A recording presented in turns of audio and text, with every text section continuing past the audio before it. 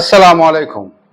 গতকালকে সংসদে পূর্ণিয়ার সাংসদ পপ্পু যাদব স্বাস্থ্য নিয়ে অনেক কথা বলেছেন, বিশেষ করে ডাক্তারদের যেভাবে ব্যবসা চলছে। 43,000 निजी, 69,000 अस्पताल है इस देश में। 39,000 अस्पताल प्राइवेट है, प्राइवेट।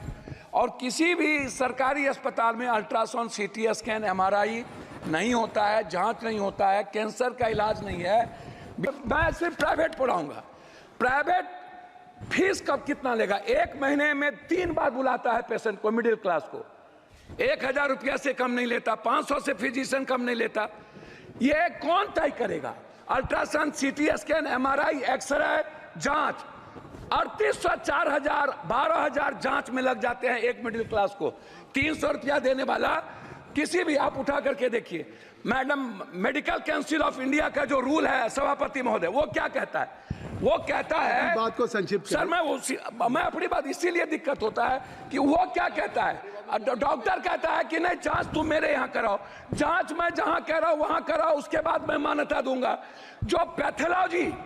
जो पैथोलॉजी अल्ट्रासाउंड प्राइवेट करता है, जो डॉक्टर नहीं है उसको खोल के और जांच में गलत तरीके से जांच दे देता है।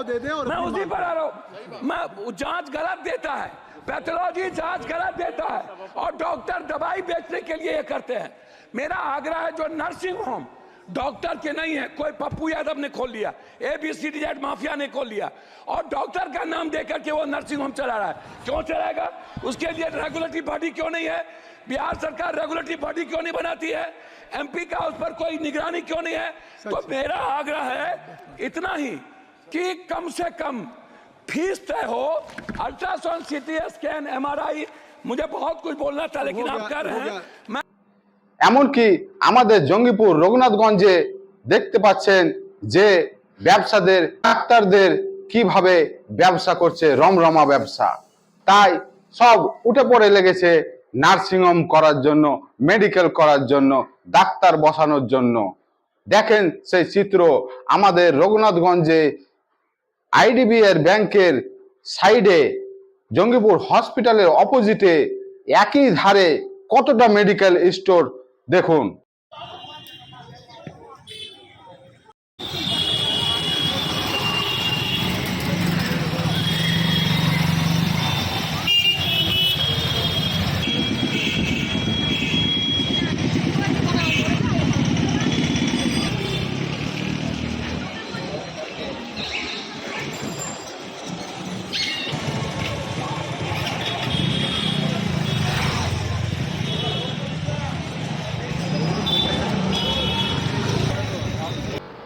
রঘুনাথগঞ্জে গতকালকে আমি সন্ধ্যাবেলায় গণনা করেছি যে মেডিকেল কতটা আছে।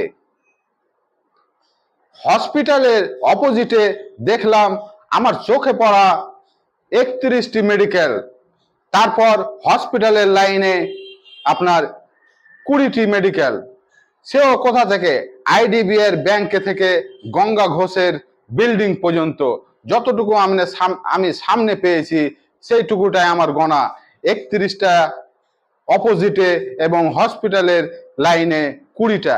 আপনি চিন্তা করেন, মোটামুটি 200-300 মিটারের আন্ডারে আপনার প্রায় 50-60টা মেডিকেল স্টোর। এবং আমাদের রঘুনাথগঞ্জ শহরে নার্সিংহোমের সংখ্যা 14 থেকে 15টা আমি নিজেই গুনলাম।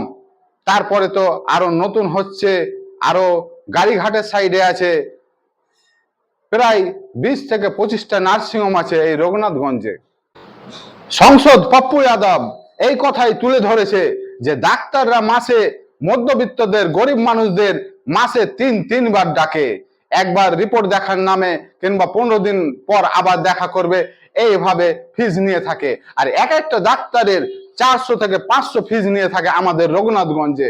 আপনি চিন্তা করেন, মধ্যবিত্ত ফ্যামিলি যার মাসে 6,000 টাকা ইনকাম, 7,000 টাকা ইনকাম, তারা কিভাবে ডাক্তার দেখাবে? তাই আমাদের স্বাস্থ্য ব্যবস্থা খুব খারাপ। এগুলো কে মনিটরিং করবে? যে MP, MLA, চেয়ারম্যান এইসব এরিয়াতে নিজের এলাকাতে যদি এইসব মনিটরিং না করে তাহলে তো ডাক্তাররা যা ইচ্ছা তাই করবে।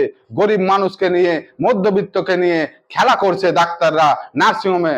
আপনি নার্সিংহোমে যান, দেখবেন একটি সিজার করলে পারে 25 থেকে 28 হাজার টাকা শুধু ডাক্তারি চার্জ নেয়।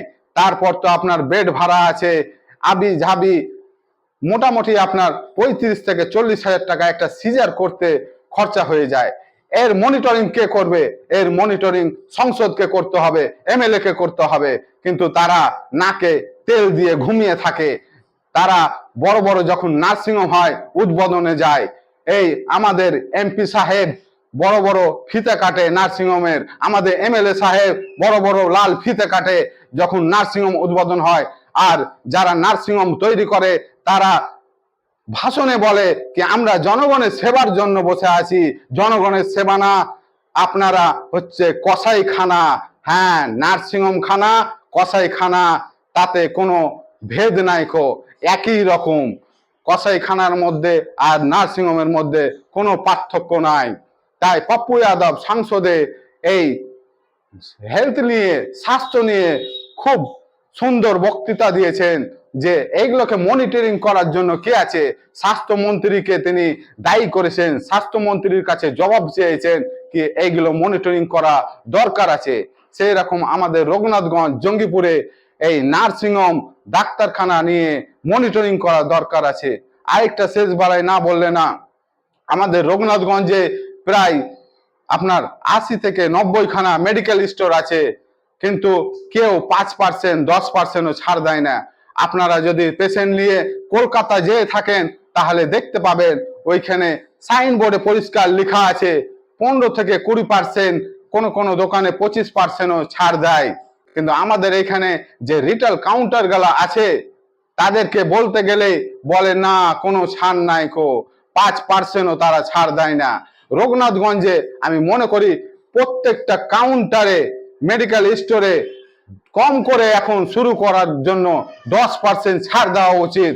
জনগণ আপনারা চিন্তা করেন, যদি আমাদের হেলথের, স্বাস্থ্যের দেখাতে, ডাক্তারকে দেখাতে আমাদের যদি অনেকাংশ পরিশ্রমের টাকা চলে যায় তাহলে আমরা খাবো কি আর বাঁচাবো কি? তাই গরিব মানুষ, মধ্যবিত্ত মানুষ যেমন স্বাস্থ্য ব্যবস্থা ভালো পায় তার জন্য আমাদের বিধায়ককে মনিটরিং করার দরকার আছে।